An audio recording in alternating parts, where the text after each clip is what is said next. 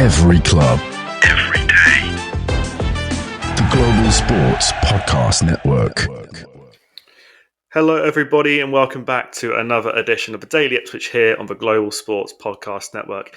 It's Friday. We hope you all had a great week as we look ahead now to Saturday's clash for Ipswich against Aston Villa at Villa Park. The two sides met early in the season in what was one of the first signs that town could maybe handle their business in the Premier League with a fantastic 2-2 draw against Emery's side, of a really great finish from Delap to get us second in what was one of my favourite games of the season for town. To help me look at Saturday's game, I'm once again joined by Mr. Richard Popple. How are you doing, Richard?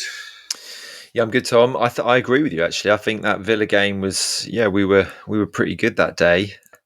Made them look, dare I say, fairly ordinary. But, they've had a bit of a mixed season, Villa, really, particularly with the Champions League stuff, a bit like Newcastle a couple of years ago, which seems to happen when a club first gets back there. But they are very, very good. It's going to be a hard old game, I reckon. Yeah, absolutely. What I remember saying about that Villa game is that I think they went on to beat Bayern a couple of days later, I believe. Yeah. I don't think it was after when they played us. And obviously there's that sort of thing with them, isn't it? How it's that European hangover where they perform poorly after. That wasn't the case that time. Craig from the Daily Villa said in the crossover special with Robin James on yesterday show how there's no European hangover going into Saturday's game. So him as a fan is a bit more confident, which I guess for us isn't great to see. But, away from home has been a bit more, I think, positive this season for us than at home, which wasn't what we thought would happen going into the season, but it has been the case so far. So hopefully that's the same this weekend.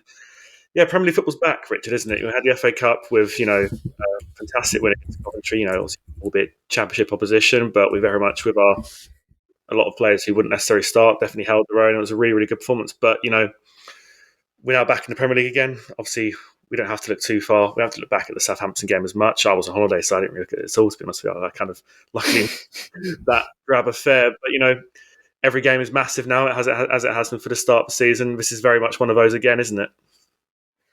Yeah, definitely. I mean, it's a 14 game, sprint to the finish now, isn't it? Really, we need to pick up points. It doesn't really matter who we're playing. I know all of the games, to be perfectly honest, look fairly difficult on paper. I think at the start of the season we fell into that trap of thinking, there's a winnable game or there's an opportunity for us to take points. And I think if the Premier League has taught us anything, it's that there are very few easy games, if any at all. And I think the quality of teams sort of 6th to 15th, 16th is probably a lot higher than it's really ever been before. The squads in the middle of the league are pretty decent and pretty competitive. So, yeah, there are no easy games. You think Villa, I would say, you would think on the face of it, they are better than 8th place, but they've lost 7 games this season. They've drawn 7 games this season. So, they've been very fallible to some poor results as well. And that just shows how competitive the league is. Yeah, absolutely. I think, it's I think you kind of hit the nail on the head there. Of we want to go into games thinking, it's like, I think because we've had such a luxury position the past 2 years, especially League One and a bit of last season, wasn't where you did kind of go into every match expecting. I'm not saying obviously we had that mindset at the start of the season because I don't think any of us did, but that optimism can kind of get the better of you sometimes, can't it? And you have to immediately sort of switch your sort of headspace as a fan to go from one to the other. And I think that's what's been the toughest part of this season. But I still think, where we are right now, it's not desired, but I'm still enjoying the ride, and hopefully, what we got just under 3 months or just over 3 months left of the season. It's still plenty, I think, to look forward to, and hopefully this will be the case this weekend. What are your thoughts going into the game this weekend? Obviously, it's a tough opposition. Villa, I think post Gerrard and Emery coming in, it's really been an absolute revelation. The money they got from the Grealish transfer, and they kind of rocketed from there, haven't they? Are you expecting us to go in guns blazing against Villa side, or do you think it's going to be sit back and hope for the best? We've not wanted, we've kind of been a bit negative towards that style of play, but a quality opposition like this, it's maybe can be slightly more expected and justified, I guess. What, to go for it? No, I'm a bit of the latter, I'd say, where we do kind of just sit back a tad. Yeah, sure. I mean, we've tried that, obviously, haven't we? And it worked to a degree against Arsenal when we went away and only lost 1-0, but we still lost the game. We then were very good against, obviously, Chelsea at home and the Fulham game as well that followed that. We obviously haven't picked up any points since that Fulham game, and that feels like a very long time ago. So we've had four defeats since then. I think it's just kind of imperative that we stop the rot. I mean, I'd take a point, obviously, at the weekend. Points aren't going to keep us in the league, but I think to give ourselves any chance, we have to kind of stop the rot of defeats, really. So I would expect them to try and be a bit more solid, maybe than they have been. But at the same time, we need to score more goals for us to have any chance in any of these games. And I feel like because we did play well against Villa in that first game, hopefully that gives us a bit of confidence that we can kind of go toe to toe with them again a little bit. I mean, they're a very powerful side. We've talked all season. We can talk in a minute about the midfield battle. I mean, on paper, they walk all over us in midfield. And unfortunately, I think if that plays out on the pitch at the weekend, then it's going to be a very difficult afternoon. But I do see us sticking to a back four. I'm not sure if we're going to go back to that back five, because I think ultimately we need to score goals if we're going to try and stay in the league. Yeah. Well, we're kind of going to that midfield battle right now, not necessarily from a Villa perspective in terms of who we'll see on the day, but for me, like, obviously I was away a bit when the January window slammed shut, and we bought in some great talent, I think, in Ciso and Philogene and a few other guys who came in, and some Godfrey. Jury's still out, and I think on him if he's really up for it at the moment. But there's some good, obviously Palmer as well. There's some good players that came through the door, but I think the area for me that I really didn't think was an area that needed addressing come the start of the season, just because Phillips has been Morsey has been so consistent in recent years and had a great start. Tuesday kind of found his feet. Phillips, it's I'll get your opinion on him in a sec, but you look at those three guys, and it's we've got something, we have to rely on them so much now. It's such an integral part of the field, and this weekend they're going to come up against the likes of Tielemans and John McGinn, are two of the toughest nuts to crack in the Premier League. And slight tangent, I was kind of thinking, again, I don't want to think this way, but if we do go down next season, who's going to stick around, who's not? Two of those guys aren't, obviously, loan deals, Morsey and Tuesday, and Phillips and Tuesday, sorry, and Morsey, Father Time's catching up with him. That's an area of the field we're going to have to address even in the Championship, regardless of the Premier League. So it's really, really, I know you had a lot to say about it, but how much can we rely on those three guys, or two of them at least, in these games? Because it's such a difficult area of the field, isn't it? Yeah, well, I guess we have to. That's the sort of corner that we've kind of like backed ourselves into a little bit with that area of the pitch. It sort of feels in the other positions, even the goalkeeper position, he's given himself, or the board, or whoever has been signing off on these players, there are options in other parts of the pitch, but arguably the striker position, even though George Hurst is now back to full fitness, and the midfield, there is a lack of options because he doesn't seem to trust Taylor to sit in a two, and Taylor's never really been that player. And I think Rob and I talked about him being the slight kind of fish out of water across the whole squad, really, of not really fitting a position in McKenna's kind of like side. So it was a bit of a surprise that they kept Jack Taylor, and it felt as if he would be a wild card maybe as a pick.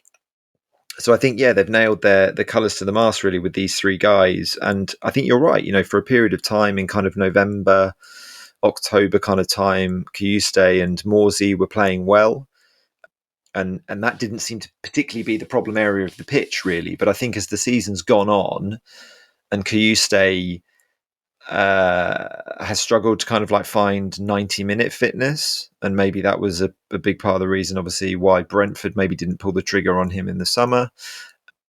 I think his kind of ability to kind of control games has been nullified a bit. And I think the problem with the other two is that they've not shown consistent form across the season. Morsey seems to get caught by the pace of the game a little bit, and Phillips, for whatever reason, is not the Calvin Phillips that we knew 3 or 4 years ago. So it's an odd one. The club decided not to do much about that in the window. Maybe they tried and couldn't, but you're absolutely right. Come the summer, that is the part of the team that will arguably require the most change. I would think you would probably need 2 or 3 players to come in that position in the summer. Just touching on Phillips there before we go to our first break. McKenna was in a press conference yesterday, just obviously previewing the game, and he was asked about Calvin Phillips. I feel he's asked about Calvin Phillips every single press conference, as are we in our crossover episodes as well. Just kind of, obviously he's not going to lambast the guy, it's not his character, and it's not really the right thing to do, but just him saying how he's the player who arrived in the summer is he's a much better one now, mentally and physically. He's hungry to help the team, which I guess is a good thing. But I've not seen much of that. If anything, excuse me, I think he's decreased ever so slightly. Is that fair to say?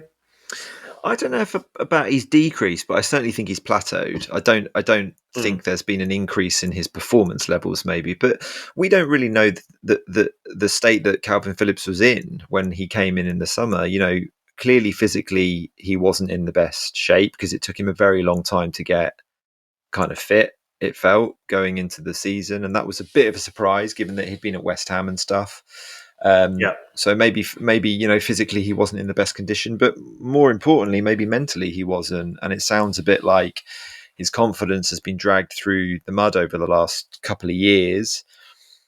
And yeah, he was on a bit of a tricky pathway, really. And Ipswich have obviously given him that opportunity to try and come in and salvage some of that for both of our sakes. And unfortunately, it hasn't quite worked out with performances so far. But I think, McKenna sees him every day, so I'm sure he's commenting on the fact that the player that he is working with now is somebody that is perhaps performing on the training pitch and, is mentally probably a bit more positive, for want of a better word, than maybe he was sort of 6 months ago.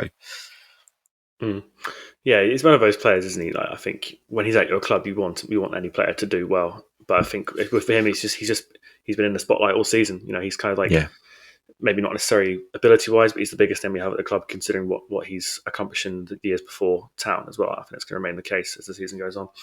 We're going to take our first break now. When we come back, we're going to look at our opposition this weekend, that being Aston Villa. Here at the Global Sports Podcast Network, we spent a lot of time selecting our delivery platform, and Zencastr came out the clear winner. With 4K video recording from your phone and AI editing that automatically removes all those ums and ahs, it's super easy to start a podcast that sounds great and is delivered efficiently. If you're ready to tell your story, check out the link in the show description to learn more about Zencastr. And we are back here on the Global Sports Podcast Network for Daily Ipswich. Thank you so much for joining us, everyone. Like I said before the break, we are playing Aston Villa this weekend, and it's a tough game again. They've had a really, really fantastic trajectory in recent years with Emery coming in. Like I said at the top of the show, Jack Grealish sale kind of rocketed them into where they are now in terms of the quality of player they can bring in. Top 8 in the new format of the Champions League. Obviously, that tournament has kind of scuppered their league from them so slightly, but that was to be expected this year, as I think everyone kind of looked at them this season. Before we get your thoughts, Rich, we'll just go for a little bit, if you want to talk about these as well. But they were very busy in January, as well we, and I think City were the only other side, maybe financially, who were the busiest.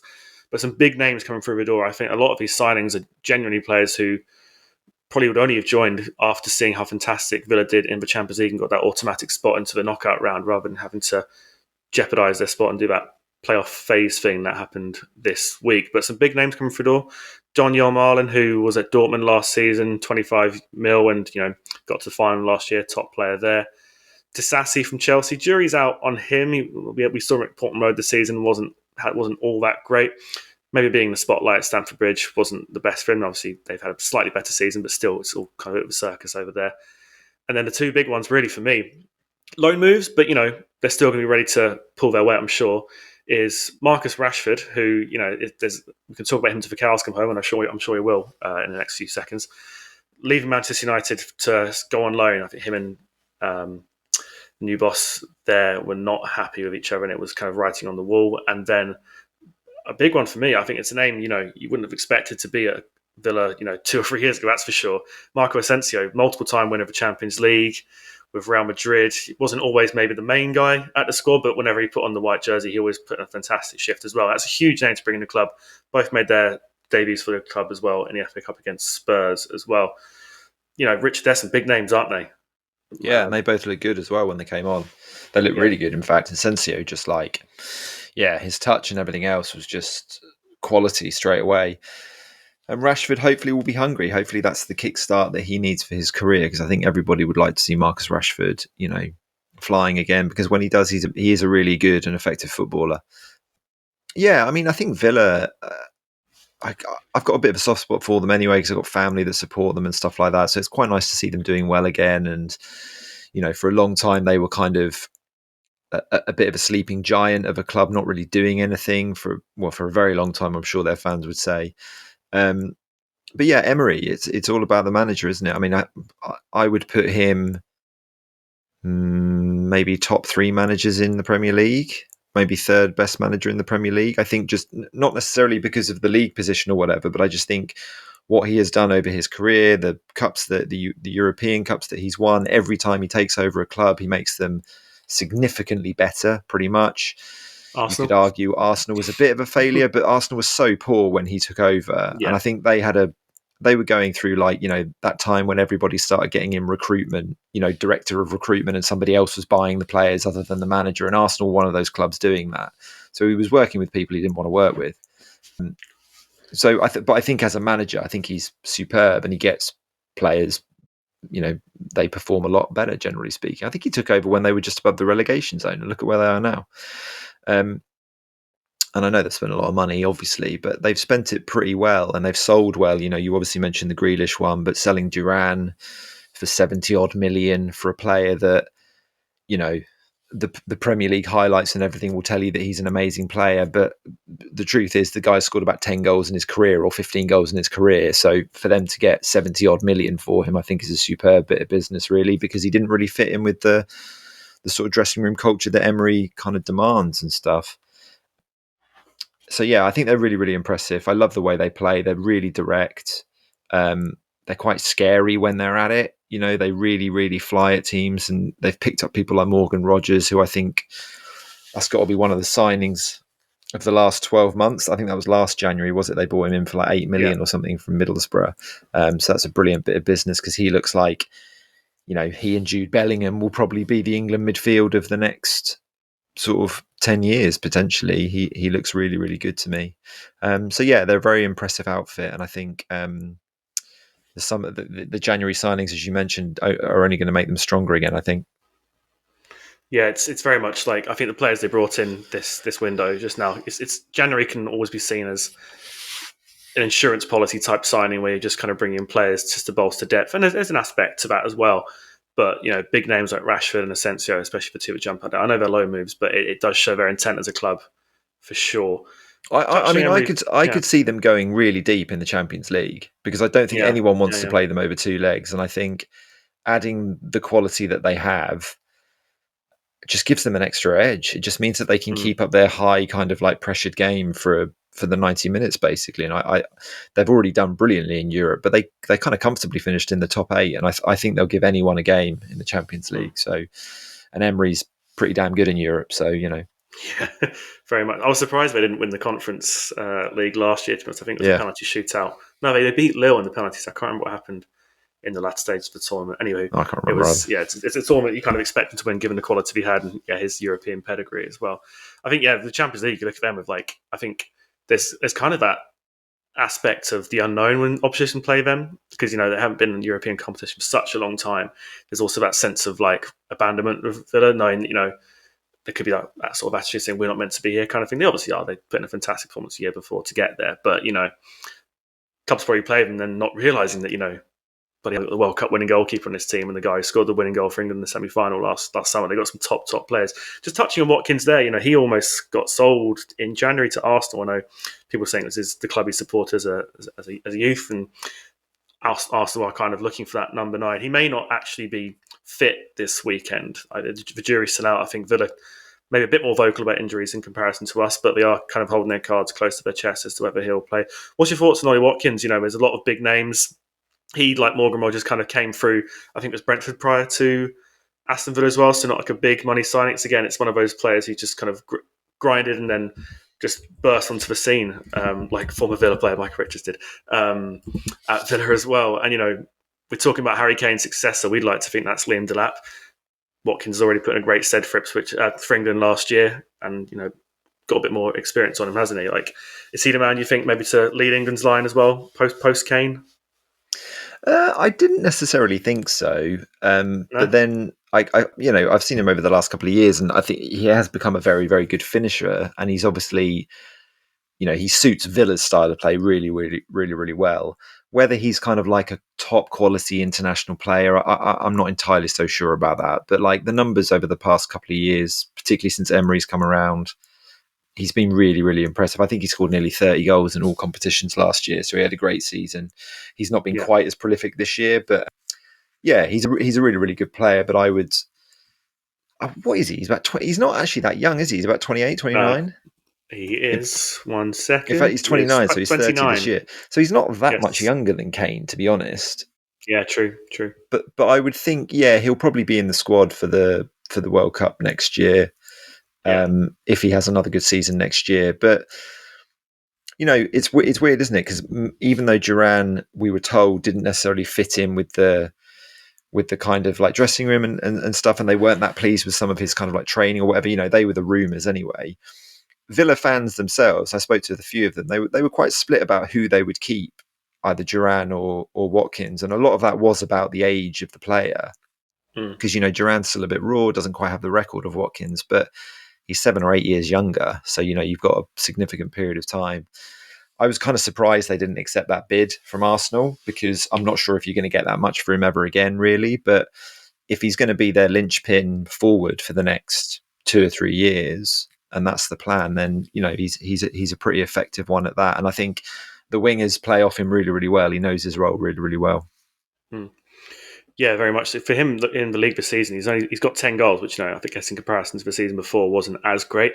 But you've seen this season, I think the likes of sort of Rodgers and Ramsey and a few other guys like that, they've helped out with the goals a lot more this season. So he's kind of taken a bit of a back foot, which you got those young players doing that. Duran did provide some goals, but they were albeit off the bench and stuff. But yeah, I think Villa just echo your point at the start of this segment of the show here, Rich. I'm a big fan of Villa as well. I think the quality of player they bring in, it's and every single signing they make, you almost understand it straight away.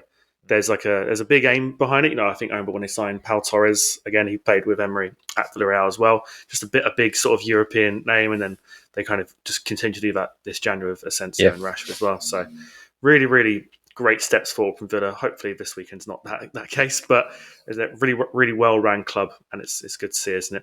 We're going to take our final break, and we come back. We're going to look at how Town hopefully or may line up this Saturday, as well as giving our predicted scorelines. This podcast is brought to you by the Global Sports Podcast Network. The Global Sports Podcast Network is changing the face of football podcasting, with dedicated daily content for every Premier League team, women's football, fantasy football, and a daily Premier League wrap-up broadcasted in 5 different languages. It's your one-stop shop for your daily football fix, and you can find all podcasts on the GSBN network on all your usual streaming platforms. Global Sports Podcast Network. Every club, every day. And we are back here on the Daily Ipswich for the final part of today's show, previewing Town's trip to Villa Park tomorrow. Richard, I don't know, you wouldn't be aware of this. I don't even know why you would be. But the last time we played Villa in the Premier League at Villa Park was, look at the date here, it was the 17th of December 2001. Mm-hmm. And a young Thomas Crack was at that game. I do recall going to that. It was one of the few away trips. There were a few away trips I made back in the day when we were in the Premier League. Obviously, Portman Road was a lot easier to get to, but the Midlands being from where I am is not that far either. So I do remember going to that game. We did lose 2-1, which I think is a predicted score on that many sort of. Who scored? Do you remember? I don't. I mean, quick. Just keep thinking to yourself. I'll get up here because that was the relegation season, was it? I mean, yeah, it was, unfortunately. Let's have a look. Herman Hreiderson. Let's have a look. See, was he with us? It was. Yeah, he was there. Steve. So we took the lead. Alan Armstrong on the first. Alan Armstrong, classic. Inter Milan. yeah, and then a double from Julian Wakim. That name escapes me. I'm afraid to say. Julian Wakim. Yeah, assists from Steve Staunton and Paul Merson with an assist as well. That's how far we're going back in that game. But yeah, so as many things, obviously, 24 years since we last played in many of these Premier League grounds. But yeah, that's just I kind of popped into my head as we were talking about. I did go to Villa Park when I was younger. Wore our nice white green king away kits. That's one of the things I guess I can take from that trip. But yeah, we're back there this weekend. Richard, we'll go through your predicted lineup, or we'll just sort of go through the positions as a whole. I assume we're going to have Palmer in goal. I think 14 games left. He was brought in for a reason. Muric experiment very much has not worked. Walton seemingly still out as well. Would you expect and have Palmer in goal? Well, McKenna was asked that today, and he said new goalkeeper Alex Palmer did everything you would want from a debutant, and it was the perfect game to put him into, which was the Coventry one. There's a possibility he will start at Villa. It gives us the type of options that we want. We'll pick what we think is right for the game. Well, we can't be chopping and changing our goalkeepers, obviously. It doesn't work. I don't think that. And we've already done enough of it this season, to be honest. I think you're right. I mean, it sort of showed where we'd got to really with the Muric situation, unfortunately, and that's a combination of things. The players' confidence, maybe the players around him's confidence, the fans getting on him, all those kind of things, and obviously his performances in general. But and no one likes to see that particularly. But at least the club have reacted, and I think Palmer looks like a more solid option for sure. So I think he will make his Premier League debut. Yeah, I think bang on with from McKenna there as well. Like the perfect game for him to start. Definitely against the championship opposition. He's very much aware of that level of competition, but also getting with his new teammates and all this sort of stuff. Yeah, I think he has to start. Muric just has not worked. I think from the start of the season, we were all kind of some of us were a bit perplexed. And it hasn't worked, and I'm sure the club probably hold their hands up with that one. Yeah, definitely. Are we having a back four or a five? I think a back four. What do you think? Yeah, I think so. I mean, I was very, very passionate about the five late December, early January. And, we had that little run with the good performance at the Emirates and then the win against Chelsea and then what was almost 2 wins in a row with Fulham. And then we kind of deteriorated from there. I think it was Brighton when we had it and it didn't work. And I think we've maybe deviated since then. And, it's one of those things where I was very much of the impression that, Rob said, sides will obviously then change their tactics when they're playing against a 5 as opposed to a 4, which is what happened. Yeah. But I was still under the impression that sometimes the best defense is the best attack, and in the way we have been going forward this season, I thought getting an extra person at the back there would have helped us and might have propelled us on. But we've seemed to have found out, albeit we did play Liverpool and City in some of those games as well. So I think 4 or 5 it might not necessarily been a difference maker, to be honest. But I think now, as you said at the top of the show, we need points wherever we can get them now. It's not a matter of let's put 5 against your Cities, your Chelseas, your Arsenals, etc., and put your 4s against your Southamptons, Leicesters, and Evertons or whatever. We have to have the same formation regardless. And I think it has to be a 4 now. I do. I think we need to start chucking people forward. The players we brought in January, 2 of the biggest ones were attacking ones in the form of Philogene and Enciso. Let's get them both on the pitch and maybe a couple more attacking. We can't be suppressing that. So I think, we have to have a 4 moving forward. Personnel-wise, who do you think could be there this weekend? Well, this is the difficult thing to predict, isn't it, really? Because I think not only has the formation been changing a lot, but the personnel has been changing a lot. There's multiple reasons for that, I'm sure, but at the back particularly, there has been so much chopping and changing, and that cannot have helped with the kind of like continuity and stuff. So, I mean, O'Shea seems to be the kind of like nailed on one that you're always going to see, along with Davis, obviously, on the left-hand side. And then I would, is it Greaves or is it Burgess? And it will be Tuanzebe, I would imagine, if he's fit. Yeah, that's the thing, isn't it? We never know, really, especially Tuanzebe. It's been such an up and down season for him injury-wise. Like, for me, he's nailed on right back. But with injuries and the way we are with announcing them, or lack of announcing, shall I say, it's hard to know. But I think, for me, I think I agree with your entire back four of it. I think O'Shea, Davis and Tuanzebe, that second centre-back role has been really difficult. I think that brief cameo we had from Burgess in the latter stages of last year, that's really good. You spent 20-odd mil for Greaves, he was always going to be that guy, but it's been difficult to have a constant pairing, isn't it? And if I'm honest, he's not had a good season. Like, I think he has struggled a little bit, and I think there could be some fitness things there as well, but I think he's struggled to get a bit of a rhythm going. And Burgess, even though I think Greaves is a better player overall and has a better certainly a higher ceiling, there's just something about Burgess in the team with Davis that seems to kind of like work a little bit. So I'd maybe be tempted to go for Burgess personally. What are you thinking about Ben Godfrey? I know it was a loan move. Yeah, I don't know. I think we kind of brought him in, maybe expecting to play that right back role, maybe if he had a 5 or the right of those 3 as well. Is that just a case of, because obviously he wasn't getting many minutes, I don't believe, at Atalanta this season, so he kind of wanted that. But it does seem to be the case as well, where we're not having him as our starting centre back. But it's a good person to have off the bench, I guess, isn't it? Yeah, I think so. I'm not entirely sure. I think he was brought in as cover. He was brought in as somebody who, obviously Harry Clark went out to Sheffield United, so they had to get another defender in there, and he's obviously got the versatility to play at centre half as well, and probably a bit, in that sort of right wing back position maybe. But I think when Tuanzebe came back in and got fit, I think he was always the number one choice because of the form that he was showing at the start of the season. He more than anyone looks at home in the Premier League and looks like he can cope with the Premier League. So I think it's important that you get as many players as you can that have been part of the club for a little while to be in the team, because I think that's been one of the problems, isn't it? Is we've had such a high turnover of players that finding the right combinations has been really difficult. So yeah, I think he's a good squad player, and I think he was brought in with a bit of Premier League experience and stuff, which is obviously useful.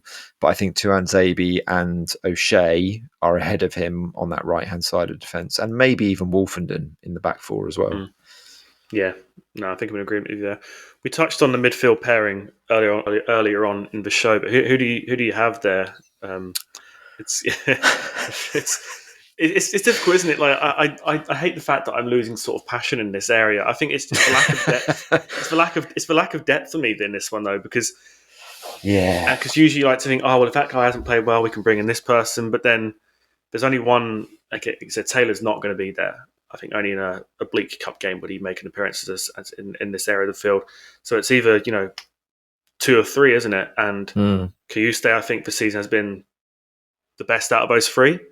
But as you said, he's a 60-minute player, and I don't know if that's a fitness issue. It surely has to be. But there's been so many occasions this season, hasn't there, where he's the one to go off out of one of the midfield pairings, and it's kind of left you scratching your head as to why, because he's been like the most consistent, and he can bolster up the field and all that sort of stuff that the other 2 really can't.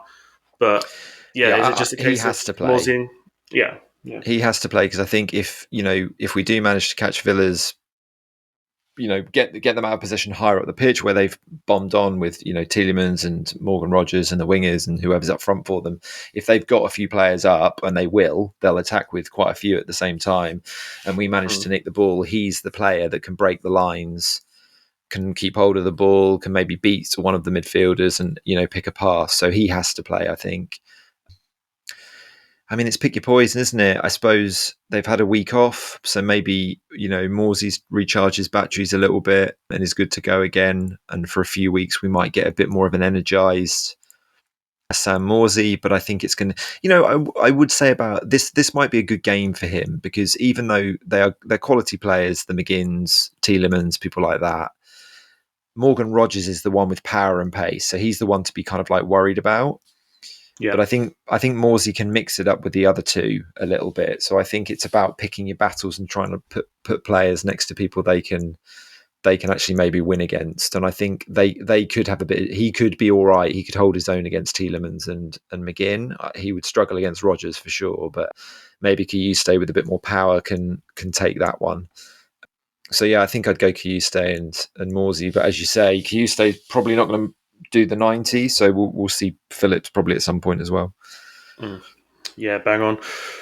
I assume we're going to have Delap up top, but the 3 behind, no, nor Hurst either. Just get a cleaner on. But with the 3 behind, where are you at that? Because I think, and Ciso in the brief bits we've seen from him, it's been really impressive. And he's got a bit of a shot on him. Broadhead every time he's played for me since I think his return against Arsenal has been really, really impressive. Philogene against his old club, we haven't really touched him actually, to be honest, which is quite a big game for him as well. But then there's a lot of outliers there, like Amari Hutchinson is it's something's just not right at the moment, unfortunately, for him. And then there's a few other lads as well. I think Schmonix will be injured for this one as well. But there's a lot of names in this part of the field who we could potentially have starting. Yep. But form or just lack of quality at the moment isn't really the case. Like, where's your head at with the 3 here? Because it seems like harshly maybe even consider leaving someone like Hutchinson out of it. But I think a game like this, we may have to consider it. I'm not sure. Yeah, I don't see it as being harsh. I see it as kind of like maybe utilising him in a different way, because I think there was so much expectation on him, and he's not had a bad season at all. but he's just found it difficult, and I think that's probably to be expected. So what I would do, because I think Ipswich become very limited later in the game and we've become so much less of a threat as the game goes on, generally speaking, is I would have Hutchinson on the bench for the game, because I think he can be that impact player for the last 20 to 30 minutes. Luca Dean doesn't particularly want to be, running with Philogene for 60 minutes and then running for another 30 with the Murray Hutchinson. But that's exactly what I would do, because I think, one, Hutchinson has been in the team the whole season, and I think sometimes you could argue whether form has sort of dictated that or not, or warranted that place sometimes, because he has dropped other people. He's taken Morsey out the side on a couple of occasions, those kind of things. So he seems to be the one alongside Delap who hasn't been taken out. And I just think that players always need that. You need that incentive to kind of like win your place back, no matter who you are and how old you are or whatever. So I don't see that as a negative thing at all. I just think that that's part of a footballer's career.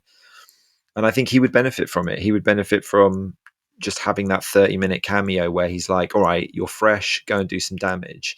And I think Town would benefit from that, because we need that threat later in the game, particularly if, Delap's going to come off after 75 minutes, which he probably will. If you bring on a fresh Hurst and Hutchinson around the 70-minute mark, I think that's great. I think that means we carry a threat until the end of the game. So I would start Broadhead, because he completely deserves to be in the first 11 on the left, and Ciso in the centre, because you're right, he's a threat, he'll shoot, he's confident, he's Premier League proven, and then Philogene on the right, and just say, look, you're against your old club, go and have a run at the left back and try and find some joy, and then you've got those subs to make an impact later in the game. No room there for Jack Clarke. He got a brace in the Midlands the week before, back in the Midlands this week, hasn't earned a spot. He'd be on the bench. No, he'd be on the bench. Yeah. I think Smodic's, they've said that he's not too bad and he might be able to be playing some part as well. So if you've got him, then you've got options for taking off Enciso and Broadhead as well. But I wouldn't have him starting, no.